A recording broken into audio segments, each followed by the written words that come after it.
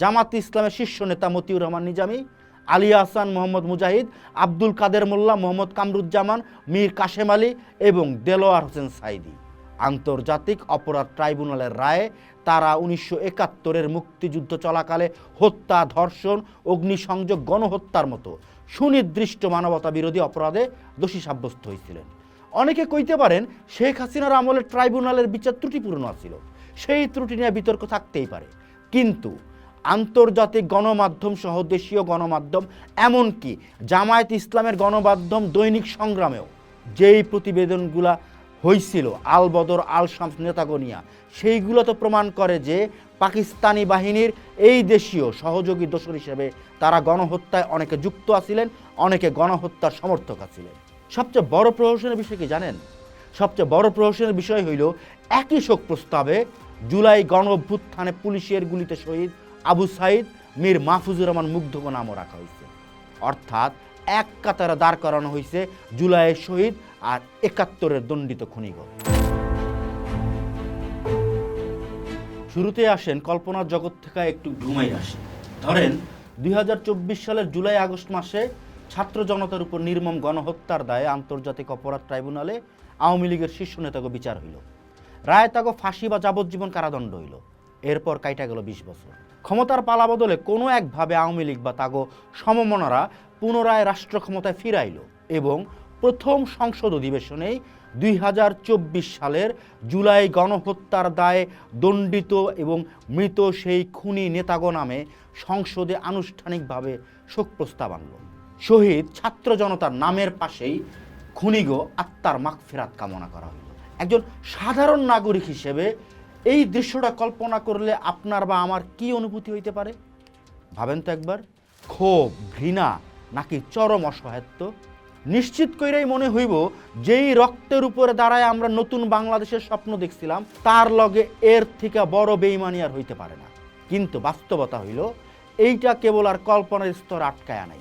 ভবিষ্যতের এই ভয়ঙ্কর কল্পচিত্রের বীজ বর্তমানে জাতীয় সংসদে রোপণ করা হয়ে গেছে। গতকাল ত্রয়োদশ জাতীয় সংসদের প্রথম অধিবেশনে এই কাজটাই করা হয়েছে।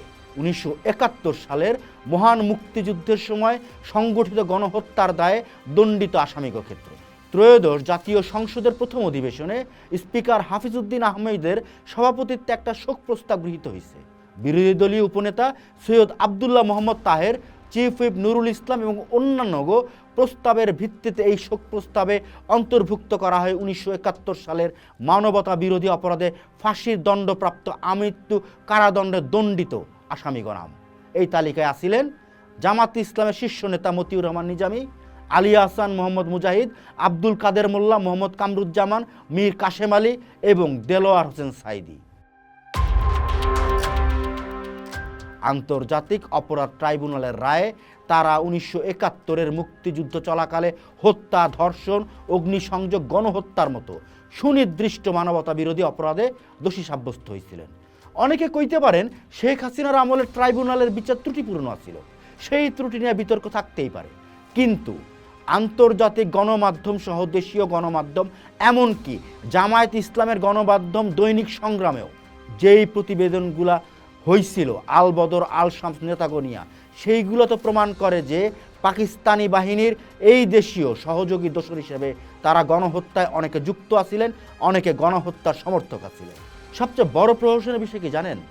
সবচেয়ে বড় প্রহসনের বিষয় হইল একই শোক প্রস্তাবে জুলাই গণ অভ্যুত্থানে পুলিশের গুলিতে শহীদ আবু সাইদ, মীর মাহফুজুর রহমান মুগ্ধকে নামও রাখা হয়েছে। অর্থাৎ এক কাতারে দাঁড় করানো হয়েছে জুলাইয়ের শহীদ আর 71-এর দণ্ডিত খুনিগণ। এই ঘটনার পর বুদ্ধিজীবী, সাহিত্যিক এবং সাংস্কৃতিক ব্যক্তিরা আর লেখক কবিরা তীব্র নিন্দা জানাইছেন। তারা কুখ্যাত যুদ্ধাপরাধীগণ নামে শোক প্রস্তাবে যুক্ত করার ভিতর দিয়া এই সংসদ 71-এর মহান মুক্তিযুদ্ধের 30 লক্ষ শহীদের রক্তের লগে প্রতারণা করছে এই মর্মে বিবৃতিও দিচ্ছেন। আবার এরে অনেকে গণশত্রুরে পুনঃপ্রতিষ্ঠিত করার নাটক এবং আগামী দিনের লেগা অশনি সংকেত বইলা আখ্যাও দিচ্ছেন। তাগো এই খুব শতভাগ যৌক্তিক, কারণ একটা স্বাধীন দেশের জাতীয় সংসদ যখন আদালতের রায়ে প্রমাণিত গণহত্যাকারীগো আনুষ্ঠানিকভাবে শোক জানায় সম্মান প্রদর্শন করে, তখন রাষ্ট্র তার নৈতিক ভিত্তি হারায় ফেলে। এই ঘটনাটারে যদি আমরা একটা রাজনৈতিক রেফারেন্স হিসেবে নেই, তাইলে এই আশঙ্কা শতভাগ সত্যি হইতে পারে।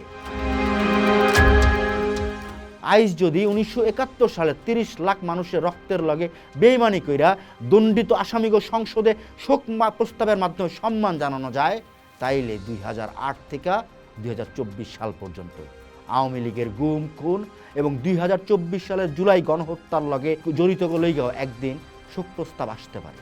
রাজনীতিতে প্রেসিডেন্ট বা দৃষ্টান্ত খুব ভয়ঙ্কর জিনিস। আজকের সংসদ যদি মনে করে ট্রাইব্যুনালের বিচারে রাজনৈতিক প্রতিহিংসা আখ্যা দিয়া 71-এর খুনিকে পুনর্বাসন করা যায়, তাইলে আগামীকালকেরও কোনো সংসদ ঠিক একইভাবে 2024 সালের গণহত্যাকারীগো বিচারে রাজনৈতিক প্রতিহিংসা ট্যাগ দিয়া তাগো সংসদে পুনর্বাসন করতে পারে। জুলাই আন্দোলনে সহস্রাধিক ছাত্র জনতার বুকে রক্ত দিয়া ফ্যাসিবাদের পতন ঘটাইছিল। এই গণহত্যার বিচার নিশ্চিত করা বর্তমান সময়ের সবচেয়ে বড় দাবি। কিন্তু সেই বিচারের রায় যদি কার্যকর হয় আর রাষ্ট্রযন্ত্র যদি তার রাজনৈতিক স্বার্থে খুনিগো প্রতি সম্মান প্রদর্শনের এই নোংরা স্মৃতি জিয়ায় রাখে, তাইলে কোনো বিচারিতে স্থায়ী হইব না।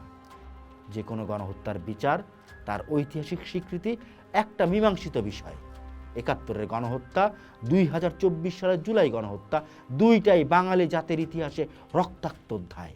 এই জঘন্য অপরাধের লগে জড়িত আদালতের রায় যারা দণ্ডিত, তাগো কোনোভাবে রাজনৈতিক মোড়কে রাষ্ট্রীয় সম্মান পাওয়ার যে সুযোগ নাই।